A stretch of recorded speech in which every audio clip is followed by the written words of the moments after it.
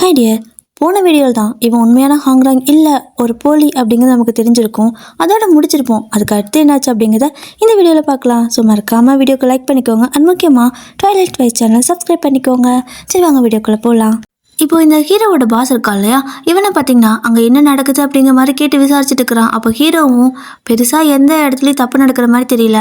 ஆனால் ஹாங்ராங்கோட அப்பா அந்த ஓவியனுக்கு ரொம்பவே சப்போர்ட் பண்ணுற மாதிரி தெரியுது. ஆனால் காரணம் என்னன்னு தெரியல அப்படின்னு சொல்லிட்டு இருக்கான். அப்போது இந்த பாஸும் சரி ஓகே என்ன ஏதுன்னு தெளிவாக நல்லா கவனி, அப்புறம் முக்கியமாக அந்த ஜெயி அவளை கொன்னுடு, ஏன்னா போன தடவை அவளால் தான் நம்ம மாட்டிருப்போம் அப்படின்னு சொல்லிட்டு இருக்கான். ஹீரோவுக்கு பார்த்தீங்கன்னா எதுவும் சொல்ல முடியல, அமைதியாக நின்றுருக்கான். அடுத்து ஹாங்ராங்கோட அம்மா இருக்காங்கல்ல, இவங்க தான் இந்த வெள்ளி பரிவர்த்தனை பண்ணுவாங்கல்ல அந்த சங்கத்துக்கான ஓனர்.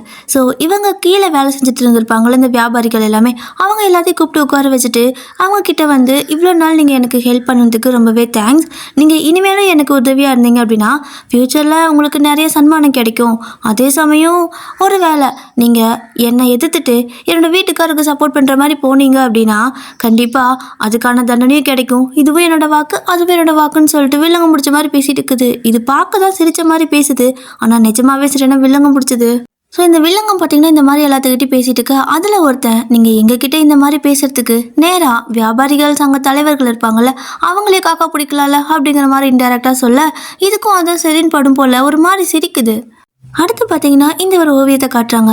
இது ரொம்பவே விலை மதிப்புள்ளது போல். ஸோ அதனால பத்திரமா வச்சுருக்காங்க. ஸோ ஹாங்ராங்கோட அப்பாவும் இதை பார்த்துட்டு போகிறான். இப்போ அப்படியே அவனை பார்த்தீங்கன்னா ஒரு சந்தை கடை மாதிரி இருக்கும்ல, சந்தை தெரு, அந்த பக்கம் நடந்து போயிட்டுருக்கா. அங்கே ஒரு போஸ்டர் இருக்குது. அதை பார்த்ததும் இவனுக்கு இது ஒரு சின்ன ஃப்ளாஷ்பேக் வருது. அதாவது காணாமல் போனவங்கன்னு சொல்லியிருக்கோம்ல, அந்த மாதிரி போஸ்டர் தான் பார்க்குறான். அதில் ஒரு லேடியோட ஃபோட்டோ தான் வரைஞ்சிருப்பாங்க. இவன் அதை பார்த்ததுமே இவனுக்கு ஒரு குட்டி ஃப்ளாஷ்பேக் மாதிரி வந்து போகுது. என்ன அப்படின்னா இந்த பொண்ணு வேற யாரும் கிடையாது, இவனோட முன்னாள் காதலி போல். அதுவும் இல்லாமல் கன்சீவாக வேறு இருந்திருக்கா. இவன்கிட்ட உட்காந்து பேசிகிட்டு இருக்கும்போது இவனும் வந்துட்டு நல்லபடியாக தான் பேசிகிட்டு இருக்கிற மாதிரி காட்டுறாங்க.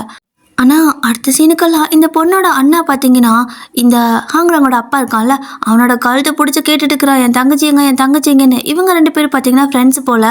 ஃப்ரெண்டோட தங்கச்சி தான் இவன் லவ் பண்ணியிருக்கான் போல். உன்னை நான் சும்மாவே விட மாட்டேன்டா, நீ என்னையும் ஏமாத்திட்ட என் தங்கச்சி ஏமாத்திட்டேன்னு சொல்லி இவன் கத்திக்கிட்டு இருக்கான்.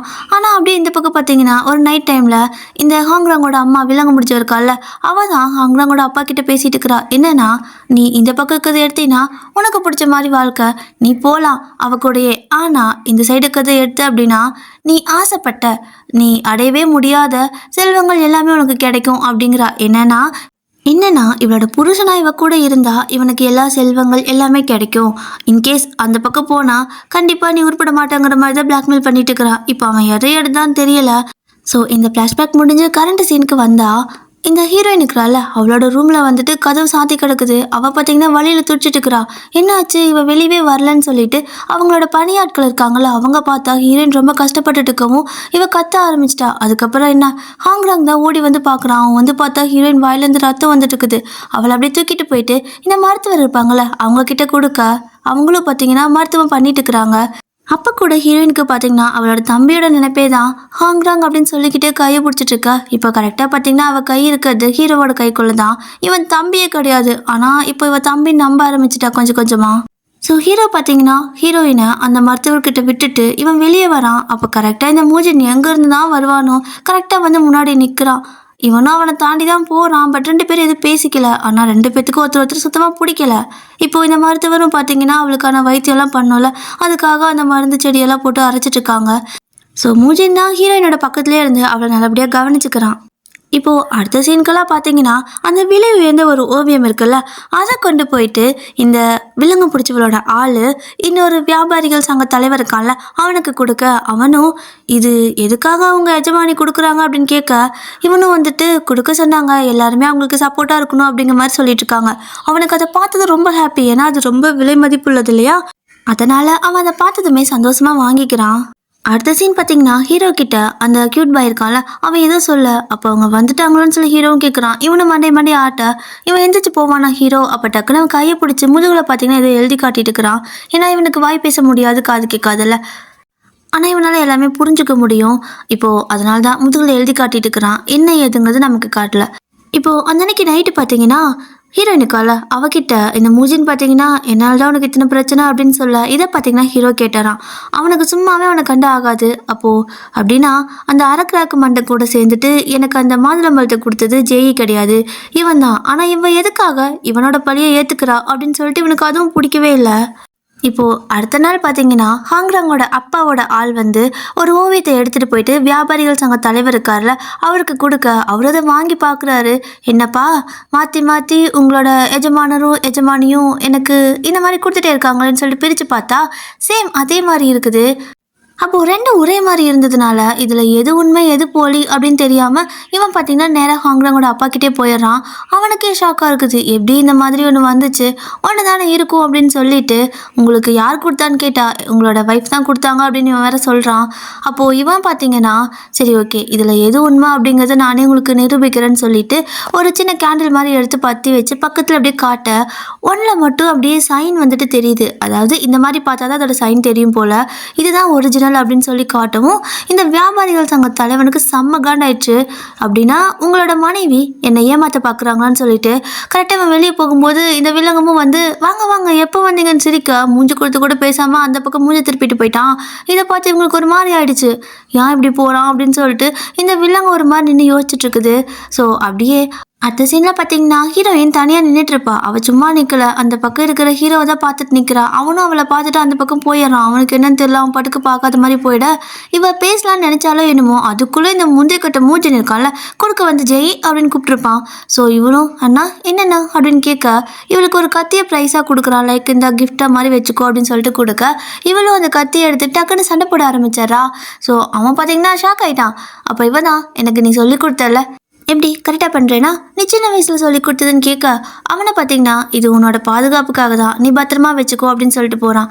இது எதுக்கு நான் ஹீரோ கூட ஹீரோயின் தனியாக வெளியே போகிற மாதிரி இருக்கும் சொந்தக்காரங்க வீட்டுக்கு, அதனால கொடுக்குறான். அடுத்த நாள் பார்த்தீங்கன்னா கிளம்பி வந்து நிற்கிறாங்க.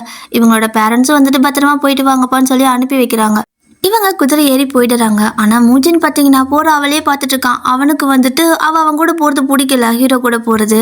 அதனால ஒரு மாதிரி நின்று பார்த்துக்கிட்டே இருக்கான். ஆனாலும் பார்த்தீங்கன்னா கூட இருக்கிறவங்க கிட்ட அவளுக்கு பாதுகாப்பாக நீங்கள் ஆளை அனுப்புங்க அப்படின்னு சொல்லி தான் அனுப்புகிறான். இப்போ பார்த்தீங்கன்னா அடுத்து ஒரு வியூ காட்டுறாங்க. செம்மையாக இருக்கும் இப்படியெல்லாம் பார்க்குறதுக்கு. அது பேக்ரவுண்ட் மியூசிக் கூட பார்த்தா இன்னும் சூப்பராக இருக்கும். இப்போ அப்படியே தான் எல்லாரும் பார்த்தீங்கன்னா அந்த காட்டு பாதையில் நடந்து போயிட்டுருக்காங்க. சரி ஓகே கொஞ்சம் நேரம் ஓய்வு எடுத்துக்கலான்னு சொல்லிட்டு எல்லாரும் ஆளுக்கு ஒரு இடத்துல உட்காந்து அப்படியே கையில் கொண்டு வந்திருப்பாங்களா சாப்பாடு, அதை சாப்பிட்ருக்காங்க. அப்போது ஹீரோயின் சாப்பிட்டுக்கும் போது அந்த பக்கம் ஏதோ ஒரு சத்தம் கேட்க என்னன்னு பார்க்குறா. போய் பார்த்தா அந்த குருவி எல்லாம் இருக்கும்ல அதுதான் ஒன்று கூடு விட்டு கீழே விழுந்து கிடக்குது, குழந்தை குருவி அது. ஸோ அதை எடுத்து திரும்ப அதுக்குள்ளே வைக்கணும்னு சொல்லிட்டு இவன் அதை கையில் எடுத்துக்கிறா. ஆனால் அந்த மரத்து மேலே ஏறினா தானே அந்த கூட்டில் வைக்க முடியும், வேறு ஹைட்டில் இருக்குது. அப்போ கரெக்டாக இவனும் வர இந்த இதை பிடி நான் மேலே ஏறுறேன் அப்புறமா எனக்கு இது கொடுன்னு சொல்லிட்டு இவனும் போயிட்டு அந்த மரத்தில் ஏற எக்கி பார்க்குறா. சுத்தமாக முடியலை. அவ்வளோ பெரிய மரத்தை எப்படி ஏறுறது, இவளும் எவ்வளோ ட்ரை பண்ணி பார்த்தும் முடியலை. அப்போ ஹீரோ பார்த்தீங்கன்னா இந்தா இதை புடி அப்படின்னு சொல்லிட்டு இவன் ஓடி போயிட்டு டக்குன்னு மேலே ஏறி நின்னாரான் ஒரே ஜம்பில். இவன் அப்படியே பேனு பார்த்துட்டு இருக்கா எப்படா ஏறணும் அப்படின்னு சொல்லிட்டு ஃபைனலாக அவனும் அந்த குருவியை வச்சிடறான். அதை வச்சதுக்கப்புறமா இவன் பார்த்தீங்கன்னா கையை நீட்டிட்டு நின்றுட்டு இருக்கா. எதுக்கு கையை போய் நீட்டிட்டு நிற்கிறா அப்படின்னு சொல்லி அவன் கேட்க நீ விழுந்துருவேல அவனை நான் பிடிச்சிக்கிறேன் என்கிட்ட குதி அப்படின்னு சொல்லிட்டு அந்த குழந்தைங்களாம் நான் பிடிச்சிக்கிறேன் நீ குதின்னு சொல்லி கையை நீட்டுவோல அந்த மாதிரி கையை நீட்டிட்டு நிற்க அவன் பார்த்தீங்கன்னா டக்குன்னு குதிச்சிருவான். இவன் விருக்குன்னு பயந்து கீழே விழுந்துருவா. அப்போது அவனும் இந்த லட்சத்தில் நீ என்னை பிடிக்கிறியாங்கிற மாதிரி கிண்டல் பண்ணால் இவளுக்கு கடுப்பாகுது. ஸோ இந்த பக்கம் ஹீரோனோட வீட்டில் பார்த்தீங்கன்னா இந்த விலங்கு பிடிச்சதுக்கு ஒரே தலைவலியாக இருக்குது. என்னன்னா அது போலியான ஓவியம்னு சொல்லிட்டு இந்த கூட இருப்பான்ல இவ கூட நேரமே அவன் கண்டுபிடிச்சி வந்து சொல்ல அது எப்படி போலியாகும், யார் அங்கே எடுத்து மாற்றி வச்சா அப்படின்னு சொல்லி கேட்டுட்டு இருக்கிறா. ஸோ இந்த வில்லங்க ஏன் இவ்வளோ ஃபீல் பண்ணுது இந்த விஷயத்துக்குன்னா இந்த மாதிரி இவ போலியானதை கொடுத்தா அப்படிங்கிறதுக்காக அவங்க எல்லாம் பார்த்தீங்கன்னா இவளுக்கு எதிராக ஆகிடுவாங்கல்ல. ஸோ யாரோட சப்போர்ட்டும் கிடைக்காது அப்படின்னு இவ டென்ஷனில் இருக்கிறா. அவன் நினைக்கிது ஒன்று நடக்குது ஒன்றா இருக்குது. இப்போ அப்படியே அடுத்த சீன் பார்த்தீங்கன்னா அந்த கடல் வெளியெல்லாம் அப்படியே அழகாக வியூ காட்டுறாங்க. இப்படி இவங்க கடல் வழியாக அந்த ரிலேட்டிவ் வீட்டுக்கு போகிறதுக்காக போயிட்டு இருக்கும்போது ஹீரோவுக்கு பார்த்தீங்கன்னா அன்னைக்கு நடந்தது ஞாபகம் வருது. என்ன அப்படின்னா ஹீரோயினை நீ கொன்னுடு அப்படிங்கிற மாதிரி சொல்லி அனுப்பியிருப்பான். இப்போது இவனும் அவளை கொல்லக்காக தான் வந்துட்டு இருப்பான் போல் இந்த மாதிரி தனியாக கூப்பிட்டுட்டு. ஏன்னா நீ போய் சொந்தக்காரங்களை பார்த்துட்டு வான்னு சொல்லி அப்பா அனுப்பும்போது நான் அக்கா கூட போகிறேன்னு சொல்லிட்டு அவளையும் சேர்த்து கையோட கூட்டிகிட்டு வந்துட்டு இருக்கிறான். பட் இது எதுவுமே இந்த ஜெய் பிள்ளைக்கு சுத்தமாக தெரியாது. அவனையும் நம்பி கூட போய்கிட்டு இருக்குது. இப்போ ஒரு வழியாக இவங்க அந்த ரிலேட்டிவ் வீட்டுக்கு வந்துட்டாங்க. அங்கே இருக்கிறவங்க எல்லாம் இவனை பார்த்ததுமே நீ தான்ப்பா ஹாங்குறாங்க, கண்டிப்பாக நீயாக தான் இருக்கும், ஏன்னா நீ அதே மாதிரி இருக்க, அப்படி இருக்க, இப்படி இருக்குன்னு சொல்லி பேசிகிட்டு இருக்கா. இந்த சைடு அந்த பெரியவர் இருப்பார்ல, அவர் தான் ஹெட்டு போல இருக்குது அந்த வீட்டுக்கு. ஸோ இவர் பார்த்தீங்கன்னா ஹீரோயின் கிட்ட எல்லாரும் இவன் தான் ஹாங்குறாங்கன்னு சொல்லும்போது நீ மட்டும் ஏன் இல்லைன்னு சொன்ன அப்படின்னு சொல்லி கேட்குறாரு. இவ பார்த்தீங்கன்னா எனக்கு அப்போ அப்படி தான் தோணுச்சு அப்படின்னு சொல்கிறா. சரி ஓகே, உனக்கு இப்போவும் அப்படி தான் தோணுதா அப்படின்னு சொல்லி கேட்க அவள் எதுவுமே சொல்லலை. அப்போ பார்த்தீங்கன்னா டக்குன்னு இவன் நெருப்பை கொண்டு போயிட்டு ஹீரோவோட மூஞ்சிக்கு பக்கத்தில் வைக்க அவன் சைலண்டாக உட்காந்துருக்கான். இவனை பார்த்தீங்கன்னா உனக்கு சின்ன வயசுலேருந்தே நெருப்பை பார்த்தா பயம், ஏன்னா அந்த மாதிரி ஒரு விஷயம் நடந்துச்சு.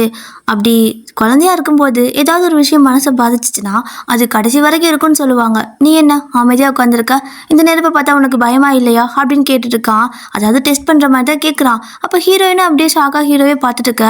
இவன் பார்த்தீங்கன்னா ஒரு விரலை வச்சு அப்படியே தள்ளி விட்டுட்டு இங்கே பாருங்க, இதெல்லாம் எனக்கு ஒரு பெரிய விஷயமே கிடையாது. ஏன்னா நான் சின்ன வயசில் ரொம்ப பெரிய கொடூரமான விஷயத்தெல்லாம் அனுபவித்தேன்.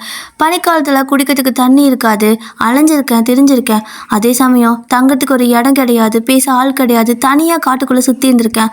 அதுவும் இல்லாமல் ஒவ்வொரு நாளும் அந்த பனியில் நான் தங்க இடம் இல்லாமல் கொஞ்சம் கொஞ்சமாக உறைஞ்சி சாகிற நிலைமை வரைக்கும் கூட போயிருக்கேன். என் உடம்புல அவ்வளோ காயங்கள் இருக்கும்.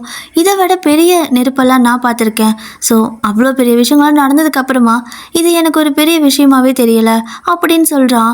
ஹீரோயினுக்கு இதை கேட்கறதுக்கு ரொம்பவே கஷ்டமாக இருக்குது. அவள் தான் முடிவு பண்ணிட்டால, நீ தம்பியாக இருந்தாலும் சரி யாராக இருந்தாலும் சரி நீ இனிமேல் கஷ்டப்படக்கூடாதுன்னு. அதனால் இவன் இந்த மாதிரி சொல்லவும் அவளுக்கு ஒரு மாதிரி வருத்தமாக இருக்குது. இவ்வளோ கஷ்டத்தையும் அனுபவிச்சானா அப்படின்னு சொல்லிட்டு ஃபீல் பண்ணுறா. இப்போ அப்படியே அடுத்த சீனுக்கு பார்த்தீங்கன்னா இந்த குருதேவின்னு சொல்லுவாங்கள்ல, அந்த பூஜை பண்ணுவேன் அந்த அம்மா தான் அவள் வரா அப்படின்னு சொல்லிட்டு உட்காந்துருக்காங்க. யாருன்னு பார்த்தா இந்த வில்லங்க தான் வந்துட்டு இருக்குது. ஸோ அது இங்கே வந்ததுமே நீங்கள் போய் இந்த மாதிரி ஒரு இடத்துல இருக்கலாமா, நீங்கள் எவ்வளோ பெரிய மதிப்புக்குரிய ஆள், நீங்கள் அங்கே வாங்க, எங்கள் கூட அங்கே தங்குங்க அப்படின்னு சொல்லி கூப்பிட்டுருக்க. இது பார்த்தீங்கன்னா அதெல்லாம் முக்கியம் இல்லை, நான் சொல்கிற கேளு அப்படின்னு சொல்லிட்டு நிஜத்துக்கு இடம் இருக்கிறதுனால தான் போலியானதுக்கும் இந்த உலகத்தில் இடம் இருக்குன்னு சொல்லுது. இதை எதை மீன் பண்ணி சொல்லுதுன்னு எனக்கு தெரியல. ஆனால் இந்த வில்லங்க ஏதோ வில்லங்கமாக தான் யோசிக்குது. இப்போ அப்படியே அடுத்த சீனுக்கெல்லாம் பார்த்தீங்கன்னா ஹீரோ தான் அந்த தாத்தா கிட்ட நின்றுருக்கான். ஸோ இவங்க இன்றைக்கி இங்கேருந்து கிளம்புறதுனால அவர்கிட்ட சொல்லிவிட்டு இப்போ எல்லோரும் திரும்ப அவங்களோட வீட்டுக்கே கிளம்பிட்டுருக்காங்க. வழக்கம் போல் அதே பாதையெல்லாம் காடு, மலை, கடல் இது மாதிரியெல்லாம் தாண்டி தானே வரணும் குதிரையில். ஸோ அந்த மாதிரி தான் இவங்களும் நிறைய இடத்த தாண்டி வராங்க. இந்த வியூவெல்லாம் பார்த்தீங்கன்னா அப்படியே சூப்பராக காட்டுவாங்க. இது பார்த்திங்கன்னா அப்பப்பப்பா அப்படி இருக்கும். இது பார்க்குறதுக்கே யார் இந்த கேமராமேன், யார் இந்த சிஜி எடிட்டிங் யார் பண்ணாங்க சத்தியமாக எனக்கு தெரியல. ஆனால் பார்த்தீங்கன்னா அப்படி இருக்குது. இந்த மாதிரி ஆளுக்கெல்லாம் பார்த்தீங்கன்னா இது ஒரு ஐ கேண்டி. ஸோ அந்த மாதிரி தான் இவங்க பார்த்தீங்கன்னா அப்படியே குதிரையில் ஏறி போயிட்டுருக்காங்க. இப்போது மறுபடியும் இருட்டாகும்ல. ஸோ நைட் ஆனதுக்கப்புறமா எல்லோரும் ஓய்வெடுக்கலான்னு சொல்லிட்டு தங்கியிருக்காங்க. ஹீரோயின் பார்த்தீங்கன்னா ஒரு சின்ன டென்ட் மாதிரி போட்டிருக்கா. இவனை பார்த்தீங்கன்னா அங்கே நின்று பார்த்துட்டு இருக்கான். அவளை ஏன்னா கொல்ல சொல்லியிருப்பான்ல, அப்படி பார்த்துட்டு இருக்க. ஹீரோயின் பார்த்தீங்கன்னா குளிக்கலான்னு சொல்லிட்டு ட்ரெஸ் எல்லாம் கழட்டிக்கிட்டு இருப்பா. இவன் டக்குன்னு அந்த பக்கம் திரும்பிக்கிறான் இதை பார்த்துட்டு. அப்புறம் திரும்ப ஹீரோயின் அந்த சைடு யாரோ வராங்கன்னு திரும்பி பார்த்தா இவன் அந்த பக்கம் ஒளிஞ்சு நின்று இருந்திருப்பான். இவனை பார்த்தீங்கன்னா திரும்புறான் பார்க்குறான். இவன் கொல்றதுக்கு வந்தானா இல்லை எதுக்கு வந்தானே தெரியல. ஸோ இப்போ ஹீரோயினும் அந்த ட்ரெஸ் எல்லாம் ரிமூவ் பண்ணிவிட்டு அந்த இடத்துல தண்ணி இருக்குது, ஸோ அங்கே குளிக்கலான்னு சொல்லிட்டு அவளும் அந்த இடத்துக்கு போகிறா. இப்போ இவனை பார்த்தீங்கன்னா இவளை பார்க்குறான். பின்னாடி முதுகுல ரொம்ப காயமாக இருக்குது. இதை பார்க்கும்போது இவனோட சின்ன வயசு ஞாபகம் வேற வந்து போகுது. இவனை மாதிரியே வளர்ந்தாலா என்னன்னு தெரியல. ஆனால் இவளுக்கும் நிறைய காயங்கள் இருக்குது, ரொம்ப கொடுமைப்படுத்தியிருக்காங்க. அப்போ ஹீரோயின் எந்திரிச்சு முன்னாடி போயிட்டுருக்க. இவனை பார்த்தீங்கன்னா வாழை உருவிட்டு பின்னாடியே போயிட்டுருக்கிறான். இவன் கொன்றுவானா என்னன்னு எனக்கும் தெரியலை, ஏன்னா இவனை தான் ப்ரெடிக்டே பண்ண முடியலையே. அப்போ ஹீரோயின் அந்த ஆற்று தண்ணியில் குளிக்கிறதுக்காக உள்ளே போயிட்டு நீச்சல் அடிச்சு குளிச்சுட்டு இருக்கிறா. இவனை பார்த்தீங்கன்னா வெளியே நின்றுக்கிட்டு ஏதோ பார்த்துக்கிட்டே இருக்கான், யோசிச்சுட்டே இருக்கான். இந்த ஹீரோ இவளை கொல்லலாமா வேணாமான்னு யோசிக்கிறானா இல்லை எப்படி கொல்லலான்னு யோசிக்கிறானே தெரியல. ஆனால் இது எதுவுமே தெரியாமல் ஹீரோயின் அப்படியே தண்ணியில் மிதந்துக்கிட்டு இருக்கா. பையெல்லாம் குளிச்சு முடிச்சுட்டு வந்து அப்படியே படுத்து தூங்கிட்டு இருப்பா. இவனை பார்த்தீங்கன்னா கத்தி கொண்டு கிட்டு போகிறான், வெட்டிடுவான்னு பார்த்தா இவன் ட்ரெஸ்ஸை நல்லா இழுத்து போத்தி விடுறான். அவளும் நல்லா தூங்கிட்டு இருக்கா. இவனை பார்த்தீங்கன்னா டக்குன்னு கொஞ்சம் அப்படியே கிஸ் பண்ணுற மாதிரி அவள் கிட்ட போக அந்த பக்கம் சட்டுன்னு ஏதோ சத்தம் வருது. டே இவளை நீ அக்கான்னு கூப்பிடுறடா, ஆனால் ஏன்டா இந்த வேலை பண்ணுற அப்படிங்கிற மாதிரி தான் தோணுது. இப்போது இவனும் அந்த சத்தம் கேட்டு போக அங்கே பார்த்தீங்கன்னா செம்ம ஃபைட் நடக்குது. ஸோ இவங்கெல்லாம் பார்த்தீங்கன்னா ஹீரோயினை கொல்றதுக்காக வந்த இன்னொரு குரூப்பு. அவள் தான் ஊரெல்லாம் வம்பிழுத்து வச்சிருக்காள். இப்போது ஹீரோ பார்த்தீங்கன்னா அவளை கொல்றதை விட்டு போட்டு அவளை கொல்ல வந்தவங்க கிட்ட சண்டை போட்டு அவளை காப்பாற்றிக்கிட்டு இருக்கான். செம்மையாக ஃபைட் போயிட்டுருக்கோம். அதுவும் ஹீரோ எல்லாம் பறந்து பறந்து அப்படியே ஒத்தையோ எல்லாத்துக்கூடயும் சண்டை போட்டுட்டு இருக்கான்.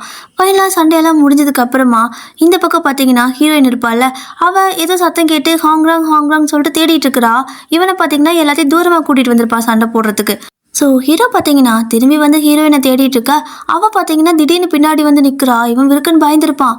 இவளும் எங்கே போனா, உனக்கு எதுவும் ஆகலைல்ல அப்படின்னு சொல்லிட்டு பயந்து போய் கேட்குறா. அப்போ ஹீரோ, இது நீ தான் என்னை காப்பாற்ற போறியா அப்படின்னு சொல்லி கிட்ட வர, இங்கே பார்த்தீங்கன்னா டக்குன்னு ஏதோ சத்தம் கேட்குது. இவளை பார்த்தீங்கன்னா ஒரு தமாத்தோட கத்தி எடுத்து அப்படியே நீட்டிட்டு நிற்கிறா. அவனும் பார்த்துட்டு, இது இந்த கத்தியை வச்சு நீ என்னை காப்பாற்றுவியா அப்படிங்கிற மாதிரி மறுபடியும் கலாய்ச்சி விட்டுட்டு போயிடுறான். ஸோ நெக்ஸ்ட் டே மார்னிங் பார்த்தீங்கன்னா எல்லாரும் கிளம்பி அவங்களோட குதிரையில் திரும்ப ஊரை பார்த்து போயிட்டுருக்காங்க. அப்படி போயிட்டு இருக்கும்போது ஹீரோயின் வந்துட்டு பின்னாடி வந்துட்டுருப்பா. அப்போது ஹீரோ முன்னாடி போகும்போது அவனோட காலில் வந்து ரத்தம் ஒழுகிட்டே வந்துட்டுருக்க. இவன் அதை பார்த்துறான். பார்த்துட்டு கீழே இறங்கி வந்து குதிரையை மறிச்சு நின்று அவனோட காலை பிடிச்சி பார்க்குறா. பார்த்தா காலில் நல்லா அடிபட்டுருக்குது. செம்மையாக ரத்தம் ஒழுகி வந்துட்டு இருக்குது. இதை பார்த்தது ஹீரோயினுக்கு செம்மையாக அழுக வருது. இவன் பார்க்குறான், இவன் ஏன்டா அழுகுறா அப்படிங்கிற மாதிரி பார்த்தா இவன் அவனோட கால் இழுத்து பிடிச்சிக்கிட்டு, உனக்கு மட்டும் ஏன் இப்படி பட்ட இடத்துலேயே படுது, ஏன் உனக்கு மட்டும் இப்படி எப்போ பார்த்தாலும் அடிபட்டுக்கிட்டே இருக்குது, உனக்கு என்னைக்கு தான் எல்லாமே சரியாகும் அப்படின்னு சொல்லிட்டு அவள் கைக்கு கட்டு போட்டிருந்த துணி எடுத்து அவனோட காலில் கட்டி விடுறா. ஸோ ஹீரோக்கு இதெல்லாம் புதுசாக இருக்குது. யார் இந்த மாதிரி பண்ணதே கிடையாது.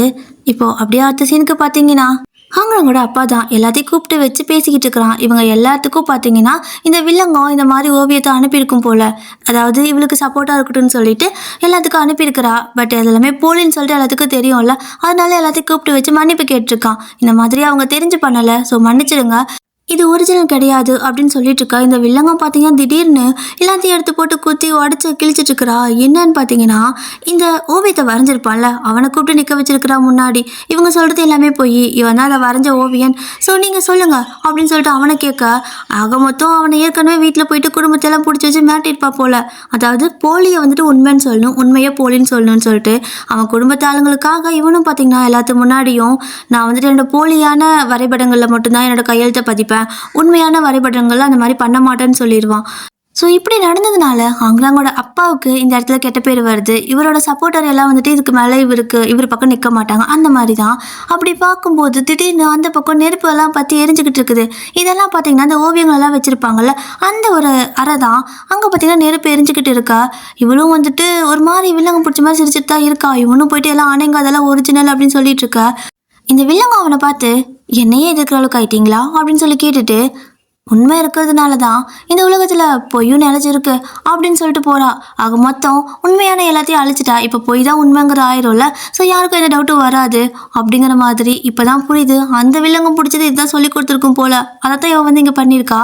நான் கூட அந்த குருதேவி வந்து ஹீரோவை பற்றி தான் சொல்லுவாளோன்னு நினச்சா, ஆனால் அவள் இதை சொல்லியிருக்கா போல். இப்போ அப்படியே அடுத்த சீனுக்கு பார்த்தீங்கன்னா கியூட் பாய் தான் காட்டுறாங்க. அவன் பார்த்தீங்கன்னா அப்படியே அமைதியாக உட்காந்துட்டு இருக்கான். ஹீரோவும் வந்துட்டு கியூட் பாய் கிட்ட, இது வினோதமாக இருக்குல்ல, அவளே வழியில் துடிச்சிட்டு இருக்கும்போது என்னோட வழியை நினச்சி அழுகிறா.